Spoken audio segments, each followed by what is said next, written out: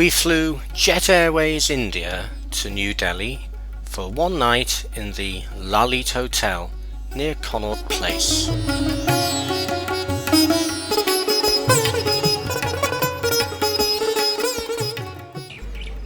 The afternoon of our arrival day, we hired the hotel limousine to take us to Humayun's tomb. The garden complex also includes other buildings, including Isa Khan's tomb. This dates from the 1540s and was built by an Afghani nobleman.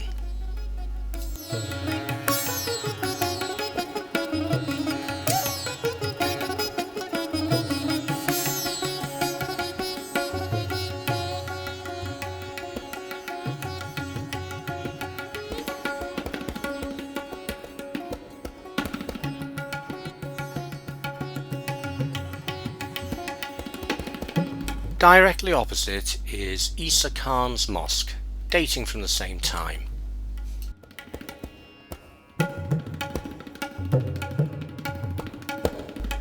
The gate to Humayun's tomb itself.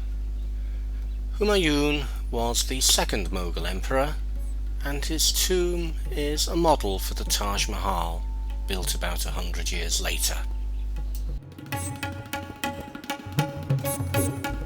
The tomb was built in the 1560s by Humayun's widow and is now a UNESCO World Heritage Site.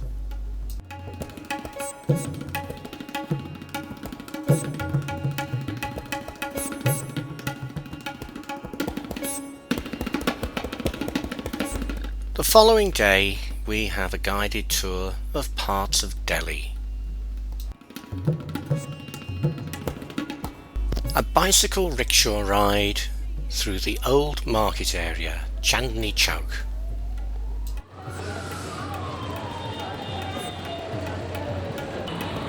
Look at the monkeys on it.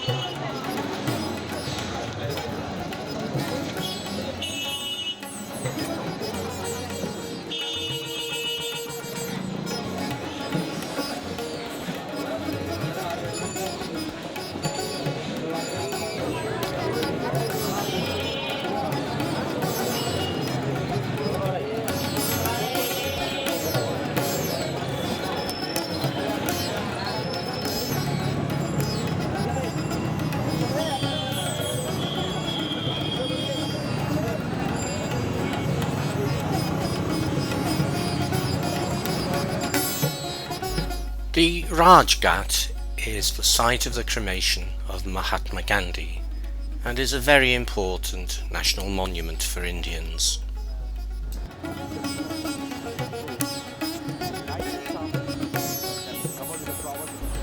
In the afternoon we visit Qutub Minar, a 72.5 metre high sandstone tower started in 1192, built in 5 distinct stages, completed in 1386. The tower and the religious buildings around it were built by the first Muslim rulers of this part of India, and they reused parts of the Hindu temples which had been here before, and for that reason there are some quite un-Islamic carvings to be seen in what were once mosques.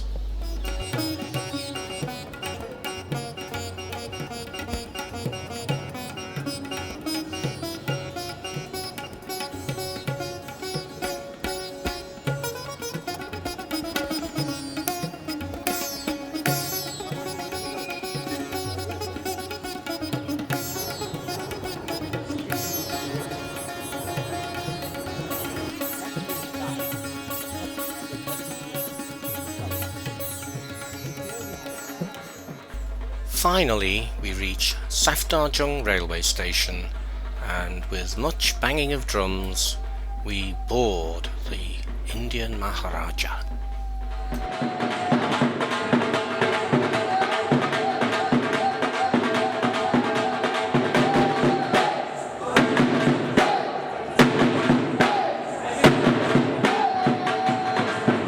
Overnight, the train travels to Agra for the star of the trip, really, a visit to the Taj Mahal.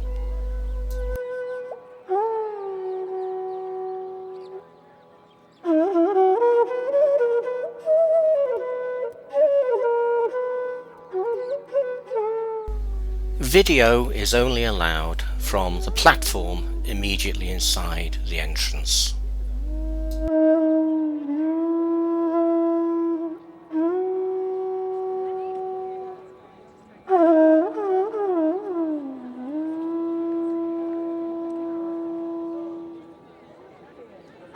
Everybody wants to sit on the Princess Diana seat.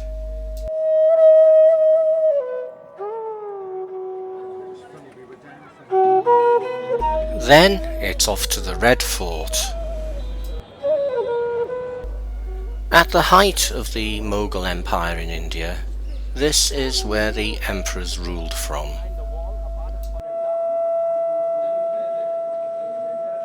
It was given its final form by Shah Jahan, the creator of the Taj Mahal. He replaced a number of the sandstone buildings with marble, and this was the last view he got of the Taj Mahal when he was imprisoned here by his son.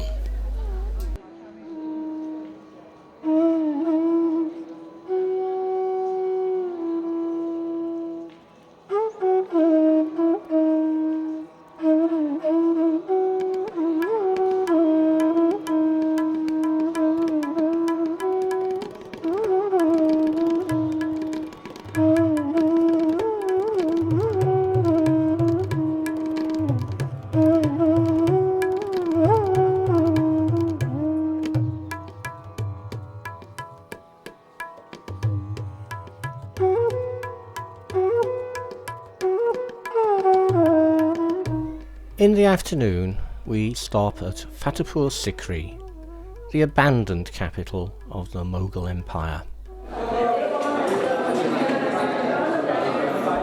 Started in 1571 by the Emperor Akbar, the palace and city took 15 years to build. It was abandoned very soon after because it was found there wasn't an adequate water supply for the growing population. So the capital was moved back to Agra.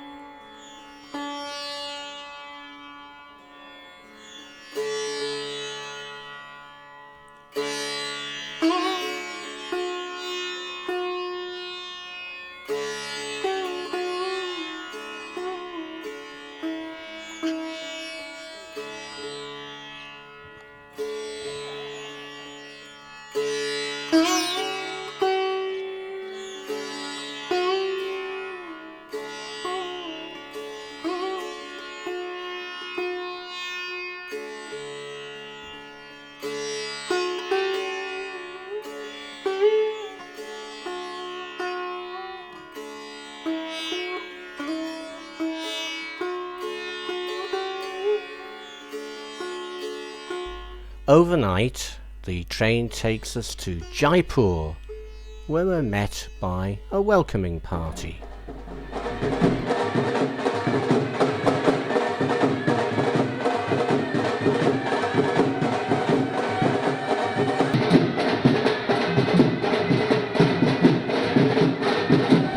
Our first visit is the Amber Fort. There was a long queue for the elephants, so we came up the steep hill by jeep.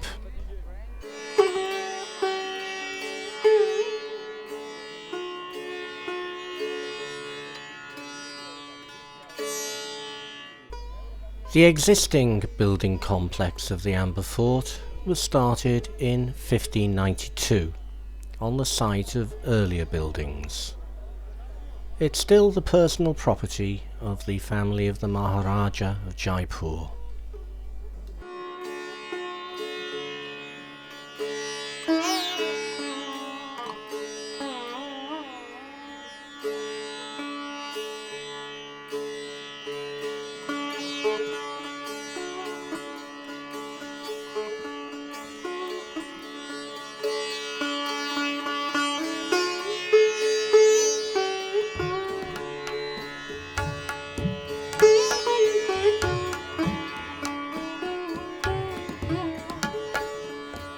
The tourist photos show reflections of the fort in Mayota Lake, but it's empty now due to low rainfall and nobody seems to know when, if ever, it will fill again.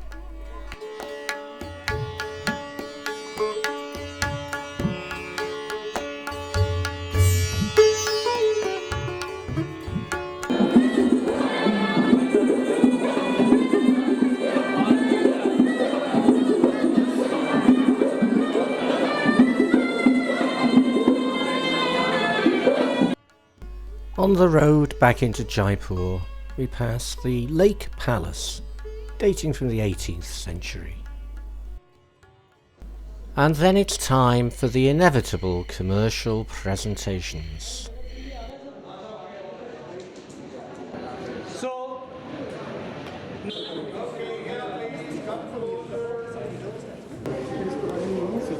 when this is ready, then leave it.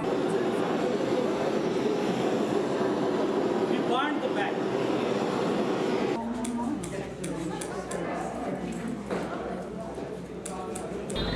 Then it's out onto the busy streets of Jaipur to the Jai Mahal Palace for lunch.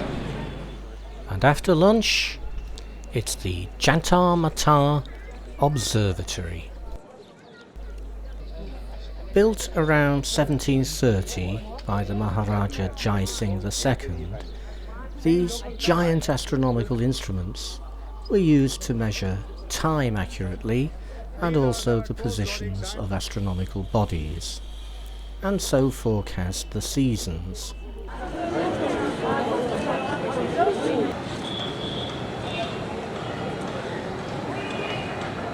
Late afternoon, and it's another hair-raising rickshaw ride.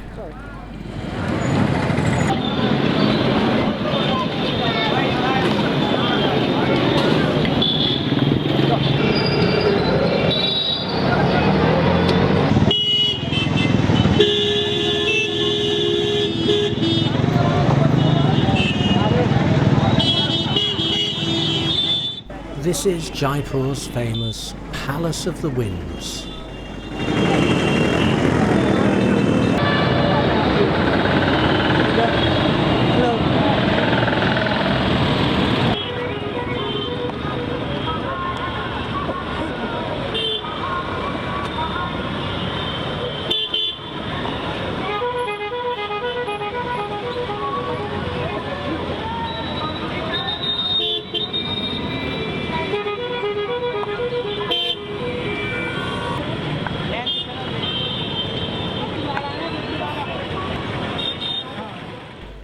Next morning, the train is at Sawai Madhopur station for our trip to Ranthambore National Park.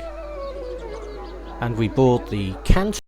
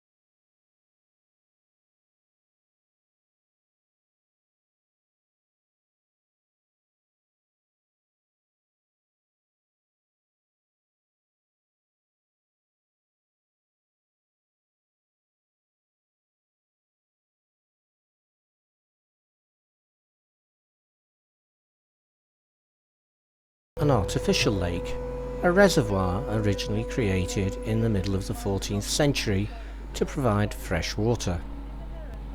Many of the palaces have been converted into luxury hotels. We stopped off at Jagmandir Palace.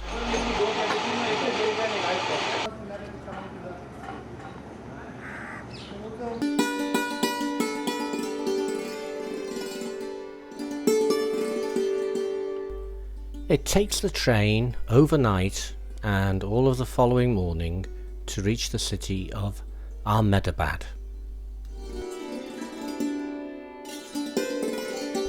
We visit a Jain temple. Jainism is an ancient religion whose followers believe that all organic life contains a soul. They eat a very restrictive vegetarian diet. Then we visit the Sabarmati Ashram. This was the residence of Mahatma Gandhi for a number of years, where he lived with many of his disciples. This is the area where they met twice a day for prayer and meditation. He lived a simple life here and encouraged manual work amongst the disciples.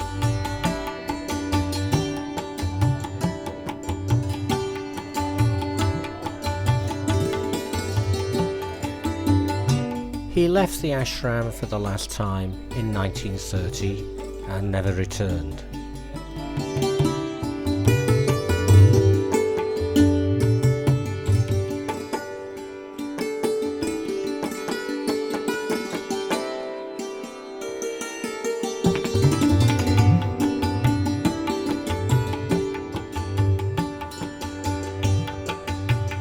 Next morning, the train arrives at Jalgaon station for our visit to the Ajanta caves, where the Indian Maharaja has laid on a musical reception.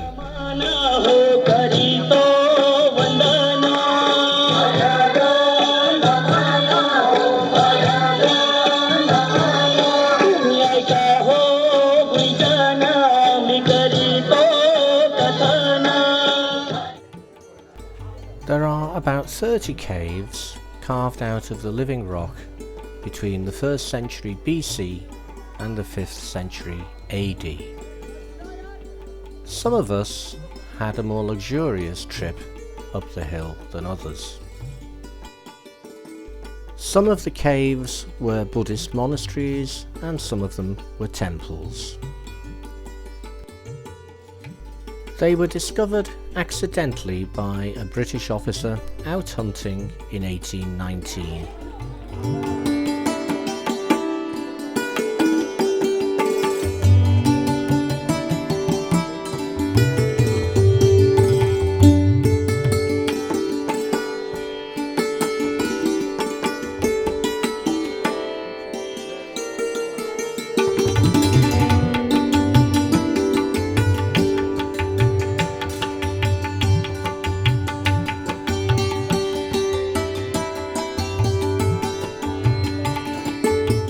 After an hour or so's coach ride, we arrive at the city of Aurangabad, where we have lunch and then visit Bibi al-Maqbara. Obviously modelled on the Taj Mahal, this mausoleum was built about 20 to 30 years later for one of the wives of the Emperor Aurangzeb. Centuries of neglect obviously haven't helped the way it looks now, but the decline in the Mughal Empire meant that standards of architecture and building had fallen in that short time.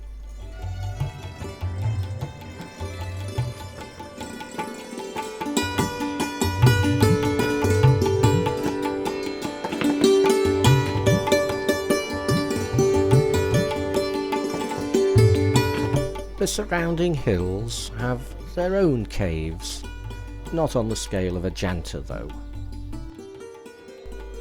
One of Aurangabad's 52 city gates, on our way back to reboard the train for the final leg of our trip to Mumbai.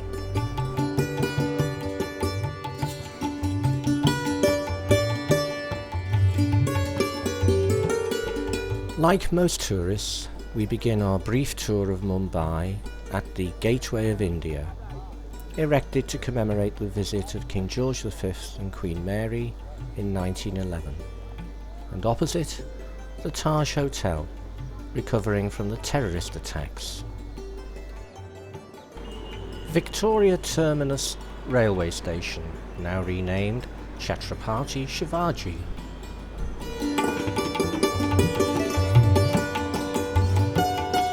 The Times of India building.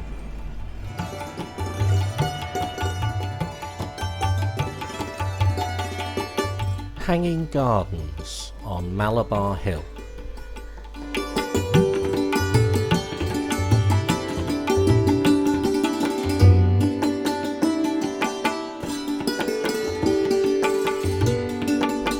The Gandhi Museum on Laburnum Road, Malabar Hill. He used to stay in this house when he visited Mumbai.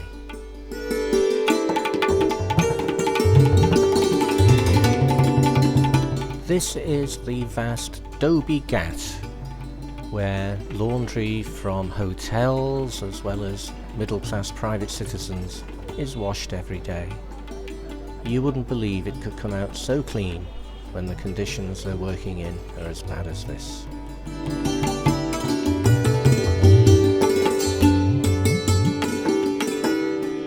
And finally, just before we leave, we're visited by a genuine holy cow.